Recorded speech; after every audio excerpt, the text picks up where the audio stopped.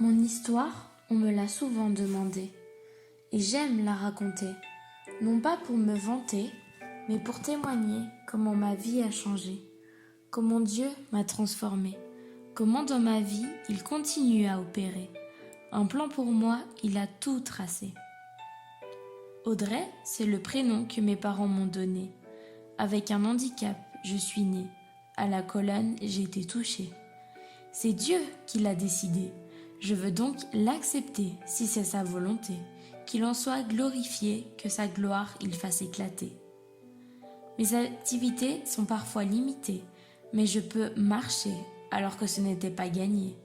Ce n'était pas ce que les médecins avaient pensé. Ils pensaient que me garder n'était pas une bonne idée, qu'il fallait mieux avorter, que ma vie serait trop compliquée.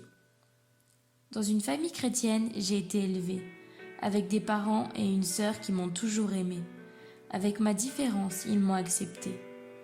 À l'église, ils m'ont toujours emmenée, même si parfois je n'étais pas intéressée.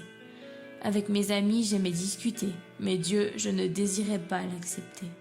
Mon cœur, je ne lui avais pas donné. Prier, on me l'a toujours conseillé. De temps en temps, il m'arrivait de lui parler, mais c'était plus pour recopier ce que mes parents m'avaient enseigné. À 12 ans, j'ai traversé une période compliquée. Ma sœur, j'ai commencé à taper et verbalement l'agresser.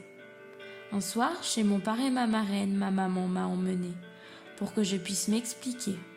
Je pense que je voulais me rebeller. Une crise, j'ai dû passer. Mes 13 ans sont arrivés. À mon premier camp, j'ai pu participer. Il s'appelait le club d'été. C'est mes parents qui l'avaient organisé.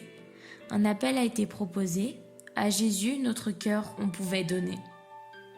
Au fond de moi, j'ai senti que ma vie devait changer. Alors je me suis avancée. Pour moi, on a prié. Et puis la vie a continué. Je n'avais pas vraiment changé. Sans Dieu, mon histoire j'ai tracée. Mais je n'étais pas sûre d'être sauvée. Et cette pensée m'a inquiétée. Alors ma vie, à Jésus, plusieurs fois je l'ai redonnée. Le collège fait partie de mes plus belles années de scolarité. De belles personnes j'ai pu rencontrer, de beaux souvenirs j'ai pu créer, mais c'était aussi les plus compliqués. À Dieu, une amitié j'ai confiée, parce que je ne savais pas si je devais continuer à m'accrocher. Il me l'a laissé pendant plusieurs années. Puis l'année 2015 est arrivée.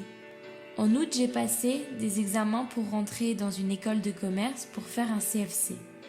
En même temps, à un camp, j'étais en train de participer. Pour réviser, je me suis faite aider par cette personne qu'à Dieu j'avais confiée. À ce moment-là, il a décidé de me l'enlever. Autour de moi, tout s'est écroulé. J'ai réalisé qu'en cette amitié, j'avais tout donné. C'était la seule chose qui avait compté. La place de Dieu, je lui avais donné. En moi, un vide s'est créé. Contre Dieu, je me suis fâchée. Parce que lorsque j'ai prié, au fond de moi, j'ai espéré que jamais il allait m'enlever cette amitié. Ce vide, j'ai essayé de combler par tout ce que j'ai pu trouver, mais ça n'a jamais marché. Dieu m'a protégée. À l'alcool ou la drogue, je n'ai pas touché. Dans les bras des garçons, j'ai essayé de me jeter, mais Dieu m'en a gardé. Avec mes parents, je me suis beaucoup disputée. Mon comportement a changé. J'avais peur de perdre mes autres amitiés, peur d'être abandonnée, peur qu'on puisse me gronder, parce que cet ami avait une telle autorité qu'il pouvait me terroriser.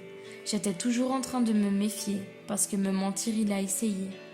Cela a duré une année, et puis j'ai fini par réaliser que ce vide, seulement Dieu pouvait le combler.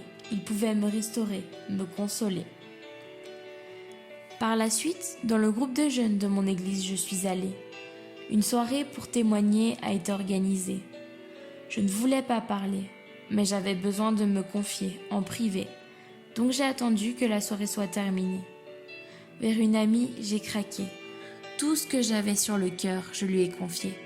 Ensemble, on a prié, et elle m'a conseillé de prier pour avoir envie de prier. Dieu m'a exaucée. Plus j'ai prié et plus j'avais envie de prier. Par la suite, à un autre camp, j'ai participé. Puis, au parcours baptême, je suis allée et je me suis faite baptiser. C'est vrai que facile, ma vie ne l'a pas toujours été. Mon lot d'épreuves, j'ai traversé, et je sais que ce n'est pas terminé. Mais Dieu n'a pas annoncé qu'une fois notre cœur on lui a donné, tout allait être réglé, qu'aucun problème on allait traverser. C'est parfois difficile à expliquer, il m'arrive de douter, mais ce que je peux t'assurer, c'est qu'avec toi, Dieu va tout traverser. Et des personnes, il va t'envoyer pour t'accompagner. À travers eux, son amour, il va te montrer. Il ne faut pas oublier, pendant l'épreuve, la réponse ne te sera pas toujours donnée, tu dois parfois la trouver. Cela peut expliquer pourquoi tu as l'impression que Dieu ne veut pas te parler. Ta foi, il veut éprouver. La réponse, il ne veut pas tout de suite te la donner. Tu dois la chercher, continuer, sans désespérer. Des signes, il va t'envoyer. Sois prêt à les attraper.